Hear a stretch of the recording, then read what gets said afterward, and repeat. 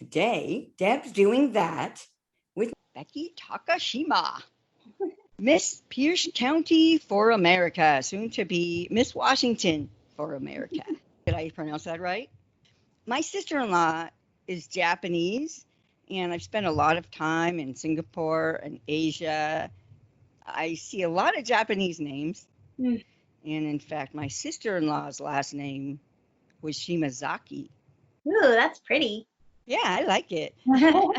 Becky, you are Miss Pierce County for America. And does this have to do with the Miss America pageant? No, they're completely different systems. We're closely related to the Mrs. Washington America pageant, and this is the second year that they've had the Miss division. Okay. How do you earn your title? Do you have to do a lot of community service and sport a swimsuit and all those things? Our first title is one that we choose and we apply for, but there's no competition behind it. So if no one has already claimed Miss Pierce County, then I can just apply for that title. The first competition is for the state title, and that is being held August 8th. And that's when we'll do the interview for 50% of our score, the swimsuit, it's a one-piece with sarong for 25%, and then the evening gown with the onstage question for the other 25%. Okay, all right. I'm sure Jason is loving it too. Yeah, oh my gosh, he's been to so many appearances with me, and I joke with him that he deserves an award too, because not only will he go to the appearances with me, but he'll volunteer alongside me, which has been amazing. Yeah, that's great to have someone supportive. What was your motivation to join this beauty pageant? I actually competed in the Mrs. division about 6 years ago, and I fell in love with this system. All the women were so nice, so successful, so determined and driven to make a difference in their communities, and I just fell in love with it. And when I got divorced, I was always super bummed out that I couldn't be a part of it. But when they opened up the Miss division last year, I knew it was something I had to be a part of again.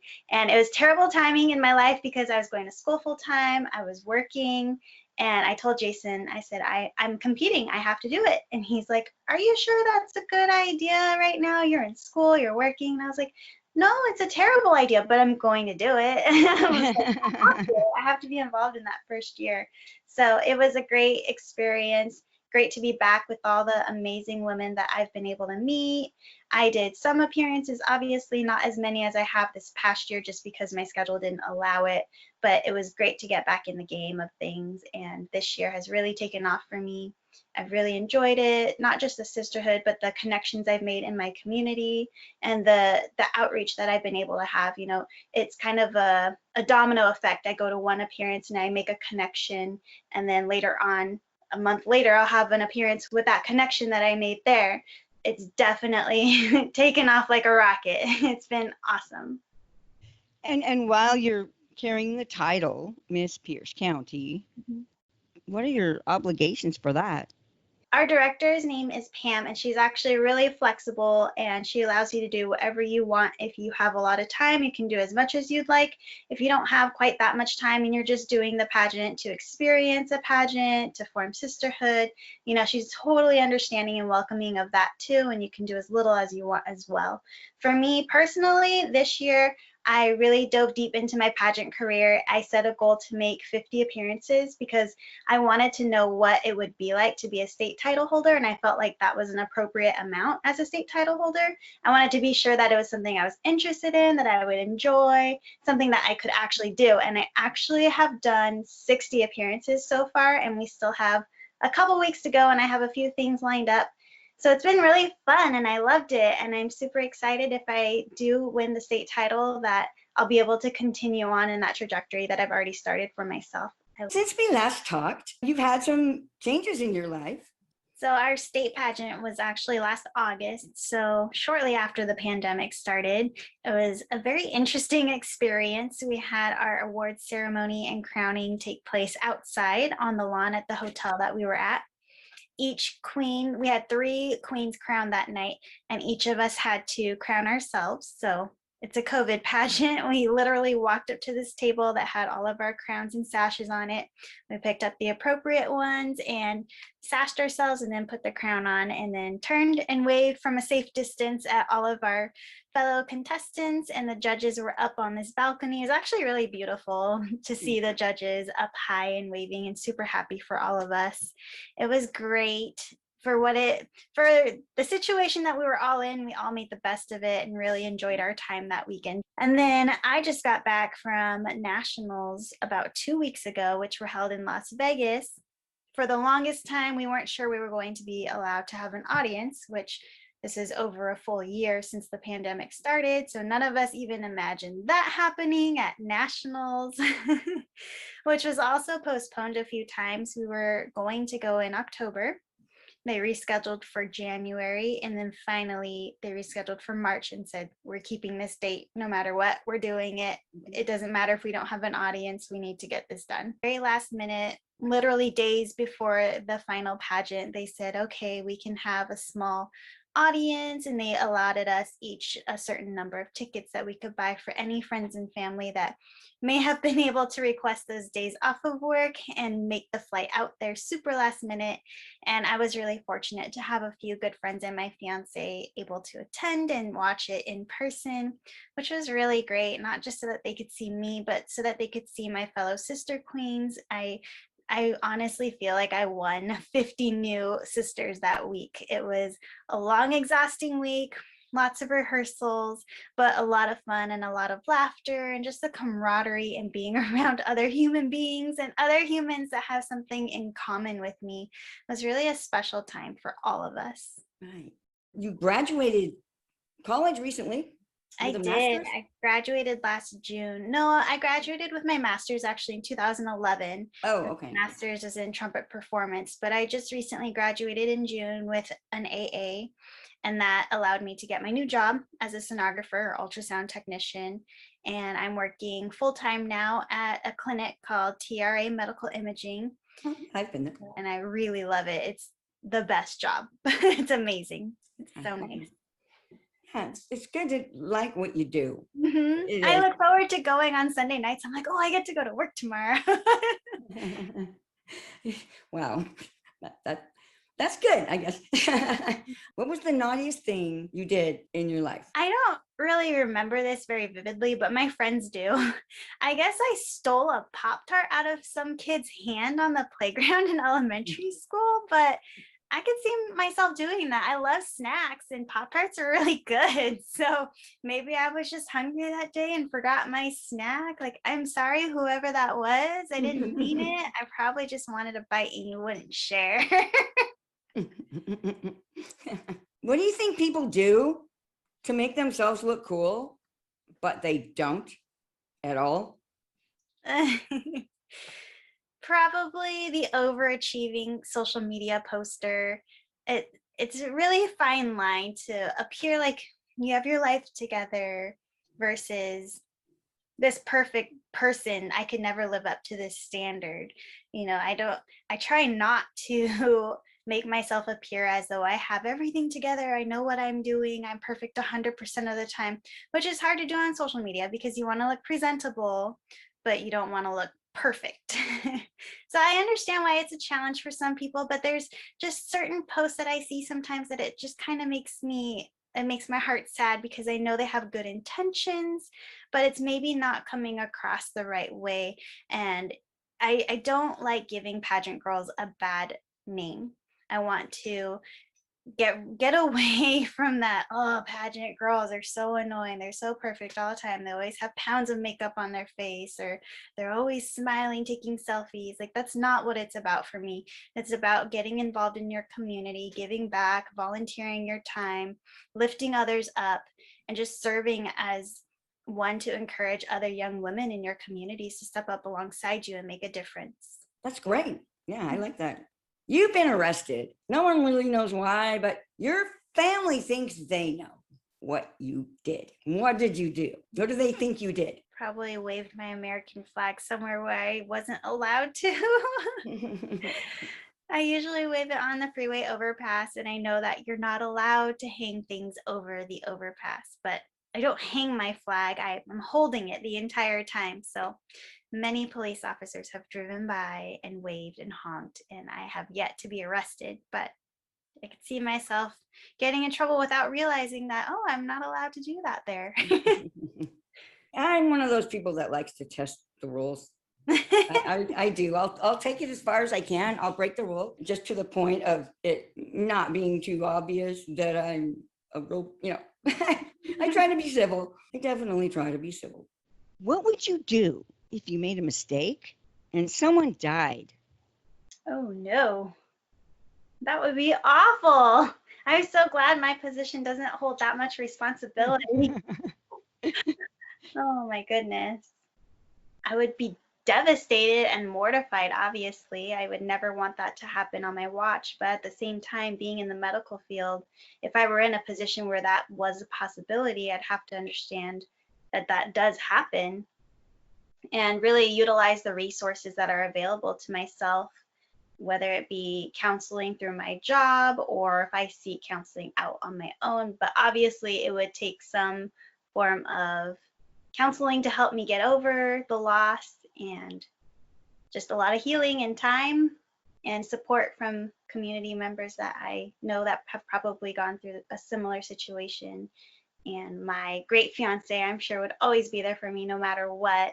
But I'm just glad that I don't have to deal with that. It's not in my job description. It's not going to happen. Cross my fingers, not going to happen. Not on my table. Yeah. What is your biggest daily time waster? Probably just surfing the internet. I get trapped sometimes because I'm looking for community events to share or to go to myself, and I just get distracted and I end up scrolling and scrolling. And I'm like, well, why am I doing this? And then I just force myself to get up and go do something more productive. But it's been really dangerous too because we haven't been able to get out of the house much. So that's As Miss Washington for America, you have a platform, and I believe that is something about preventing loneliness. unity and community. And how do you do that in this environment? So when I first started, I did a lot of promotion and advertising, fundraising, and volunteering at family-friendly festivals. Mostly, I loved to focus on the Tacoma Highland Games and really all of our regional Highland Games. It's a Scottish festival that I am super passionate about. They have literally something for everyone there. They have athletics, music with the pipes and drums, dancing, something for everybody, and good food. That sounds really interesting. I haven't heard of that. Oh, it's I so enjoy great. medieval festivals, Mm-hmm. and that sounds like it might be somewhat similar. Yeah, so just draws the community together out of your homes, gets your face out of your cell phone, away from your screens, and causes you to interact with people that maybe live down the street from you and you never knew. And so I like to remind people like, hey, it's not weird to ask for someone's phone number at these events because families have kids, they can coordinate like play dates or meet at the park and let's play on the playground together. So to really encourage people to create those relationships that last beyond just that event. And not only that, but these events are all dying. They are all lacking in volunteers and funding. So just to get the volunteer base up in these committees, and that's a main reason why I joined the Tacoma Highland Games board, because I wanted to save the games because they were talking about ending the games after the 50th year because they just didn't have the funds or the people to run it. So I joined the committee and I helped make sure that they would continue the games. I helped with fundraising, advertising, and just being a support person for that event. But Okay. now, because of the pandemic, it is a little bit different. There aren't festivals to go to, nothing really for me to promote in that sense because nothing's going on. So I find myself volunteering a lot more in the local food banks. Even if I can't go myself, I like to promote them on my social media and let people in the community know like, hey, this food bank is struggling. They could really use the help. If you have any time whatsoever to volunteer, here's the link, here's how to sign up. I really like to focus on food banks that allow children to come and volunteer alongside their parents, because that's also something important to me, that we get involved as a family and not just as individuals. Not only that, but to volunteer at something for free. You don't really want to be paying for childcare while you're donating your time for free. So I think it's important to involve the children as well. And then they grow up with that experience like I did, which is very important about feeling a part of a community, feeling involved, feeling like you have a good village surrounding you, ready and willing to take care of you when you need just a little bit of extra help. I started a new segment recently called Debs Show and Tell. Can you show me something that has legs? Probably. Let me go look. This is one of my favorite bookends. There's a lot of legs. There's chair legs, and then there's this trumpet player's legs. I like that. That's cute. That's really cute. That's clever. In Thailand, I bought these salt and pepper shakers. They were elephants. I think they were elephants. They were hugging each other. Oh. And so the salt and pepper shakers fit together. And I think I gave that to my parents. We met in Toastmasters, and right now we're meeting once or every other week on Zoom, so we can still see each other, have a conversation, still feel that human connection, which is so important to our holistic health. So I'm very passionate about sharing that message too. Toastmasters is also really awesome. I want to add. Yeah. What has Toastmasters done for you? Why did you join?